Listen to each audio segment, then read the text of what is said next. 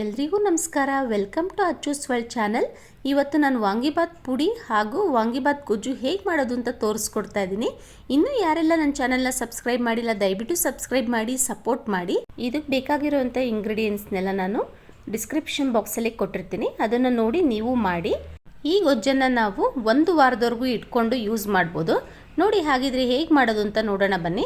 ಮೊದಲಿಗೆ ಇದಕ್ಕೆ ಏನೆಲ್ಲ ಬೇಕು ನೋಡೋಣ. 3 ಟೇಬಲ್ ಸ್ಪೂನಷ್ಟು ಧನಿಯಾ, 2 ಟೇಬಲ್ ಸ್ಪೂನಷ್ಟು ಕಡಲೆಬೇಳೆ, 2 ಟೇಬಲ್ ಸ್ಪೂನಷ್ಟು ಉದ್ದಿನಬೇಳೆ, 1 ಟೇಬಲ್ ಸ್ಪೂನಷ್ಟು ಕಾಳುಮೆಣಸು, 1 ಟೇಬಲ್ ಸ್ಪೂನಷ್ಟು ಜೀರಿಗೆ, ಅರ್ಧ ಟೇಬಲ್ ಸ್ಪೂನಷ್ಟು ಸಾಸಿವೆ, ಹಾಗೆ ಇದಕ್ಕೆ 4 ಗುಂಟೂರು ಮೆಣಸಿನ್ಕಾಯಿ ತೊಗೊಂಡಿದ್ದೀನಿ. ನೀವು ಖಾರಕ್ಕೆ ಎಷ್ಟು ಬೇಕೋ ಅಷ್ಟು ತೊಗೊಳ್ಬೋದು.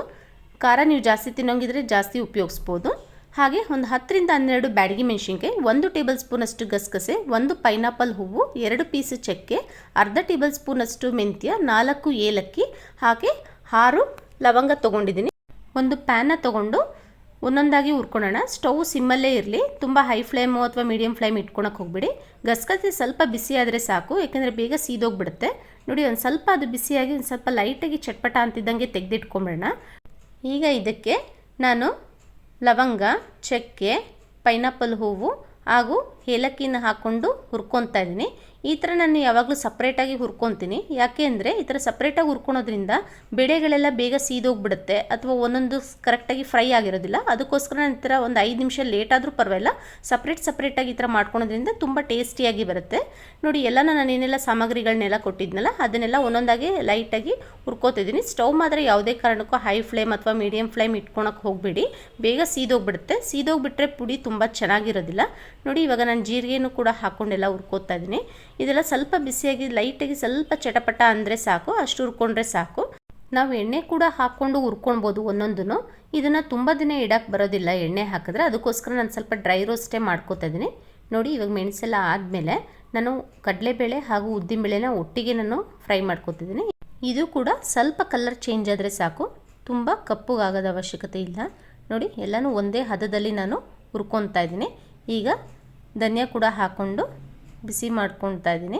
ನೋಡಿ ಎಲ್ಲನೂ ಒಂದೇ ಸಲ ಎಲ್ಲ ನೀಟಾಗಿ ನಾನು ಎಲ್ಲ ರೋಸ್ಟ್ ಮಾಡ್ಕೊತಾ ಇದ್ದೀನಿ. ನೋಡಿ ಸ್ವಲ್ಪ ಎಣ್ಣೆ ಹಾಕ್ಕೊಂಡು ಈಗ ಮೆಣಸಿನ್ಕಾಯಿ ಮತ್ತು ಬ್ಯಾಡಗಿ ಮೆಣಸಿನ್ಕಾಯಿ ಎಲ್ಲನೂ ಒಟ್ಟಿಗೆ ಹಾಕ್ಕೊಂಡು ಫುಲ್ಲು ಗರ್ಗರಿ ಆಗೋವರೆಗೂ ಚೆನ್ನಾಗಿ ಹುರ್ಕೊಳ್ಳೋಣ. ನೋಡಿ ಮೆಣಸಿನ್ಕಾಯಿ ಆ ಥರ ಹಾಕ್ಕೊಳೋದ್ರಿಂದ ಘಾಟ್ ಕೂಡ ಬರೋದಿಲ್ಲ. ಕೊನೆಯದಾಗಿ ಇದಕ್ಕೆ ನಾನು ಕೊಬ್ಬರಿ ತುರಿ ಹಾಕ್ಕೊಂಡು ಸ್ವಲ್ಪ ಬಿಸಿ ಮಾಡ್ಕೊತಿದ್ದೀನಿ. ಇದನ್ನು ತುಂಬ ಉರಿಯೋ ಅವಶ್ಯಕತೆ ಇಲ್ಲ, ಸ್ವಲ್ಪ ಬಿಸಿ ಆದರೆ ಸಾಕು. ಅದು ತವಾದೇನು ಬಿಸಿ ಇರುತ್ತಲ್ಲ ಅಷ್ಟೇ ಸಾಕಿದಕ್ಕೆ. ನೋಡಿ ಎಲ್ಲ ಹಾಕ್ಕೊಂಡು ಇದು ಪೂರ್ತಿ ತಣ್ಣಗಾಗೋವರೆಗೂ ಬಿಡಬೇಕು, ಸ್ವಲ್ಪ ಕೂಡ ಬೆಚ್ಚಗಿರಬಾರ್ದು. ಅಷ್ಟು ತುಂಬ ಚೆನ್ನಾಗಿ ತಣ್ಣಗಾದಮೇಲೆ ಇದನ್ನು ಪುಡಿ ಮಾಡ್ಕೊಬೇಕು. ನೋಡಿ ಎಲ್ಲ ಫುಲ್ಲು ತಣ್ಣಗಾಗಿದೆ. ಇದನ್ನು ಒಂದು ಮಿಕ್ಸಿ ಜಾರ್ಗೆ ಹಾಕ್ಕೊಂಡು ಪುಡಿ ಮಾಡ್ಕೊಳ್ಳೋಣ. ಇದು ತುಂಬ ನುಣ್ಣಗಾಗಬಾರ್ದು, ಸ್ವಲ್ಪ ತರ್ತರಿಯಾಗಿ ಪುಡಿ ಮಾಡ್ಕೊಳ್ಳೋಣ. ನೋಡಿ ಇಷ್ಟು ತರ್ತರಿಯಾಗಿ ಪುಡಿ ಮಾಡಿಕೊಂಡ್ರೆ ಸಾಕು. ನೋಡಿ ಇಷ್ಟು ಹಾಕ್ಕೊಂಡ್ರೆ ಸಾಕು. ನೋಡಿ ಇದನ್ನು ಒಂದು ಏರ್ಟೈಟ್ ಕಂಟೈನರೆಲ್ಲ ಹಾಕ್ಕೊಂಡು ಸ್ಟೋರ್ ಮಾಡಿ ಇಟ್ಕೊಬೋದು. ನೋಡಿ ಇವಾಗ ಗೊಜ್ಜು ಮಾಡೋಣ. ನೋಡಿ ಒಂದು ಬಾಣಲಿಗೆ ನಾನು ಸ್ವಲ್ಪ ಎಣ್ಣೆ ಹಾಕ್ಕೊತಾ ಇದ್ದೀನಿ.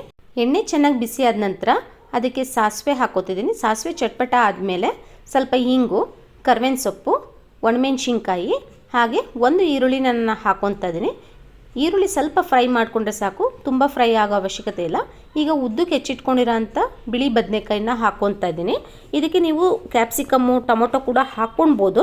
ಅದನ್ನು ನೀವು 1 ದಿನ ಅಥವಾ 2 ದಿನದಲ್ಲಿ ಗೊಜ್ಜು ಖಾಲಿ ಮಾಡಿಕೊಂಡ್ರೆ ಚೆನ್ನಾಗಿರುತ್ತೆ, ತುಂಬ ದಿನ ಇಡೋಕ್ಕೆ ಚೆನ್ನಾಗಿರಲ್ಲ. ಇದು ನಾನು 1 ವಾರದವರೆಗೂ ಈ ಥರ ಇಟ್ಕೊಬೋದು. ಅದಕ್ಕೋಸ್ಕರ ನಾನು ಕ್ಯಾಪ್ಸಿಕಮ್ ಆಗಲಿ ಟೊಮೊಟೊ ಆಗಲಿ ಯೂಸ್ ಮಾಡ್ತಿಲ್ಲ.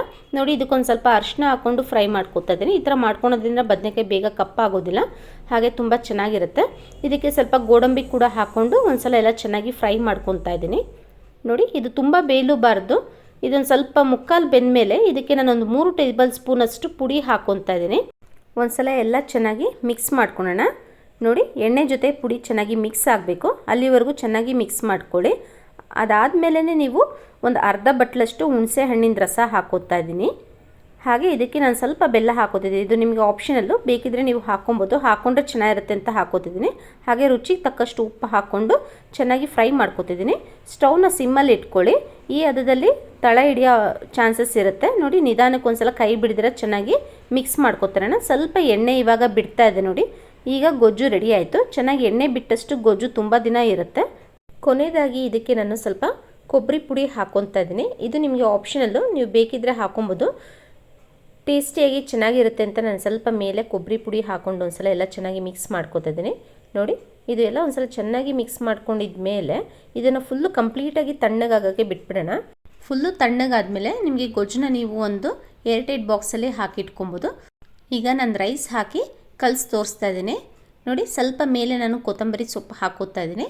ಕೊತ್ತಂಬರಿ ಸೊಪ್ಪು ಹಾಕ್ಕೊಂಡು ಎಲ್ಲ ಒಂದ್ಸಲ ಚೆನ್ನಾಗಿ ಮಿಕ್ಸ್ ಮಾಡ್ಕೊತೀನಿ. ಗೊಜ್ಜಾಗಲಿ ಅಥವಾ ರೈಸ್ ಆಗಲಿ ಫುಲ್ಲು ತಣ್ಣಗಾಗಿರಬೇಕು, ಬಿಸಿ ಇರಬಾರ್ದು.